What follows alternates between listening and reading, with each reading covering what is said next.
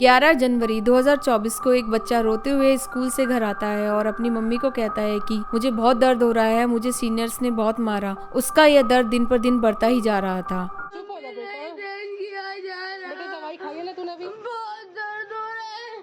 इतना कि 20 जनवरी को उसके ठीक 9 दिन बाद उस बच्चे की अनटाइमली डेथ हो जाती है। किंतन सारस्वत, एक 12 साल का लड़का जो अपने माता पिता और बड़ी बहन के साथ दिल्ली में रहता था। वह सर्वोदय बाल विद्यालय में 6th क्लास में पढ़ता था, जो कि एक गवर्नमेंट स्कूल है शास्त्रीनगर दिल्ली में। किंतन के पापा राहुल सारस्वत एक प्राइवेट कंपनी में काम करते थे as a daily wage worker. Kintan के पेरेंट्स ने अपने बच्चों को हमेशा से ही अच्छी परवरिश दी। ज्यादा इनकम न होने के बावजूद भी उन्होंने किंतन को एक इंग्लिश मीडियम स्कूल में डाला और अलग से ट्यूशन भी प्रोवाइड कराई। किंतन का सपना था कि वह बड़ा होकर इंडियन एयरफोर्स ऑफिसर बनेगा, पर उसका यह सपना सपना ही रह गया। दोपहर के 2:30 बज गए थे, पर किंतन अभी तक स्कूल से घर वापस नहीं आया था। और जब वह थोड़ी देर बाद घर वापस आया तो किंतन की मम्मी ने देखा कि वह सोफे पर सर नीचे कर बैठा हुआ है। उन्होंने किंतन से पूछा कि क्या हुआ, तुम इतने उदास क्यों हो? तो किंतन ने धीरे से उनकी तरफ देखा और जोर जोर से रोने लगा। और जब उसकी मम्मी ने दोबारा पूछा कि किंतन क्या हुआ, तुम रो क्यों रहे हो, तो उसने बताया कि मम्मी मेरा पैर बहुत जोर से दर्द कर रहा है। और उस समय उन्हें अंदाजा भी नहीं था कि वो इंजरी किंतन की जान ले लेगी। उस दिन स्कूल लंच ब्रेक से जब वह वॉशरूम से क्लासरूम वापस जा रहा था तो उसकी एक सीनियर से टक्कर हो गई और उस सीनियर ने अपने दोस्तों को बुलाया किंतन को मारने के लिए। उस छोटी सी गलती के लिए उन्होंने किंतन को फोर्सफुली उठाकर उसे जमीन पर गिरा दिया और फिर उसे काफी देर तक मारते रहे। वह रोते रोते घर वापस आ गया और उसे बहुत दर्द भी हो रहा था। किंतन की हालत देखकर किंतन की फैमिली जल्दी से उसे एक गवर्नमेंट हॉस्पिटल में ले गई, जहाँ पे उन्होंने उसे सिर्फ एक पेन किलर देकर कहा कि डॉक्टर छुट्टी पर है, आप लोग 3 दिन बाद आना। किंतन को उन मेडिकेशन से थोड़ी देर के लिए तो आराम आ गया, पर कुछ दिनों में उसका दर्द इतना ज्यादा बढ़ गया कि एक 12 साल के बच्चे के लिए वह सहन करना बहुत मुश्किल था। 15 जनवरी को वो लोग किंतन को एक प्राइवेट डॉक्टर के पास ले गए, जहाँ उसने उसे कुछ और मेडिसिन प्रिस्क्राइब कर दी। उसके बाद से उसने खाना खाना भी बहुत कम कर दिया था।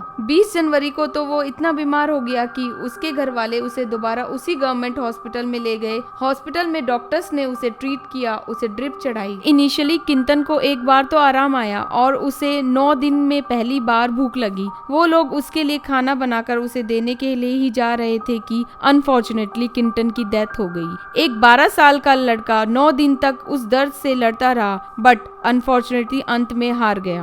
हॉरिबल इंसिडेंट्स के लिए किंतन की फैमिली ने स्कूल और हॉस्पिटल अथॉरिटीज को ब्लेम किया। 11 जनवरी को जब वह इंसिडेंस हुआ तो किंतन के पापा 4 बार स्कूल होकर आए थे और वह स्कूल वालों के टच में भी थे, बट स्कूल एडमिनिस्ट्रेशन ने उनको किसी न किसी बहाने से वापस भेज दिया। स्कूल के उस जगह सीसीटीवी कैमरे भी नहीं थे और स्कूल प्रिंसिपल या फिर स्टाफ ने कोई भी कोशिश नहीं की कि उन बच्चों को आइडेंटिफाई करें जिन्होंने किंतन के साथ इतनी बुरी तरह मारपीट की। उन्होंने तो बस यह कहकर अपने हाथ साफ कर लिए कि यह पूरा इंसिडेंस स्कूल प्रीमिसेस के बाहर हुआ है।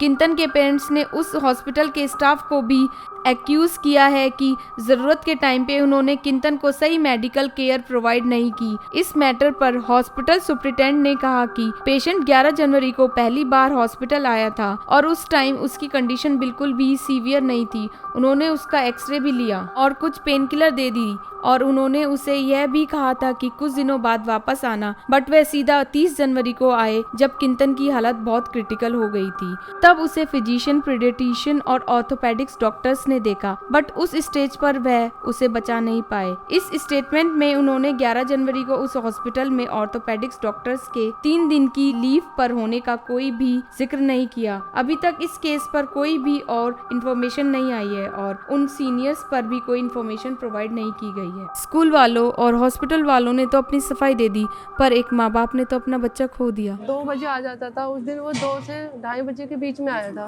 उसने ऊपर की तरफ मेरी तरफ देखा और रोने लग गया तेज तेज की, कह रहा मम्मी मेरे ना पैर में दर्द हो रहा है। स्कूल अगर सही होता तो आज मेरा बेटा यहाँ पे मेरे साथ होता, और अगर हॉस्पिटल सही होता तो भी आज मेरा बेटा मेरे साथ होता। जो मेरे बच्चे के साथ हुआ है वो किसी और बच्चे के साथ ना हो, इस वजह से मैं ना स्कूल को छोड़ूंगा ना इस हॉस्पिटल को छोड़ूंगा। उन स्कूल के बच्चों का भी नहीं पता चला जिसने किंतन के साथ मारपीट की। But Kintan family is still fighting for the justice. This is another horrible case of bullying in the school. Parents को अपने बच्चों के साथ हमेशा कनेक्ट रहना चाहिए और उनकी स्कूल की लाइफ के बारे में जानकारी लेते रहना चाहिए और उन्हें हमेशा दिलासा देना चाहिए कि वह हमेशा उनके साथ हैं।